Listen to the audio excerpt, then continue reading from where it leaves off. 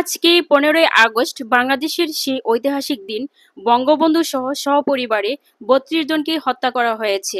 এই দিবসটি পালন না করতে দিয়ে আওয়ামী লীগ, বিএনপি এবং পুলিশ ত্রিমুখী সংঘর্ষের ঘটনা ঘটেছে। বাধাগ্রস্ত হচ্ছে আওয়ামী লীগ ও জনগণ। দেশে বসবাস করা মানুষ যারা এই চেতনাকে বুকে ধারণ করে তারা দিবসটি পালনে বাধাগ্রস্ত হচ্ছে। দর্শক, আপনারা দেখতে পাচ্ছেন সংঘর্ষের ঘটনাগুলো।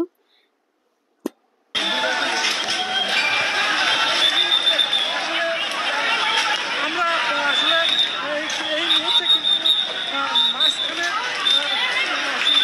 পড়ে গিয়েছি।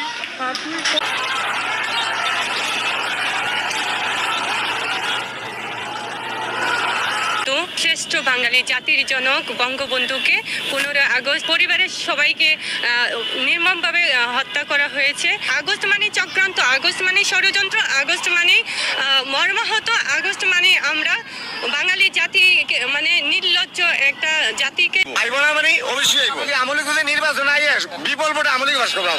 আমি রাজনৈতিক পরিবারের সন্তান এবং আমার দেশ এবং আমার দলের প্রয়োজন হলে যদি কোনো বিপদ আসে আমাকে ডাক দিলেই আমি সাড়া দিব। এবং আমি রাজপথে ছিলাম 2001 সালে যখন 4 দলীয় জোট সরকারের শাসনামল ছিল। সেই সময় আমাদের সকল নেতাকর্মীদের উপর অত্যাচার, নির্যাতন, মামলা, হত্যাকাণ্ড এই সকল কিছু মোকাবেলা করেছিলাম রাজপথে থেকে। ঠিক সেভাবে আবার যদি প্রয়োজন হয় আমি রাজপথে থাকবো, গণতন্ত্রের জন্য, আওয়ামী লীগের জন্য, বাংলাদেশের জন্য।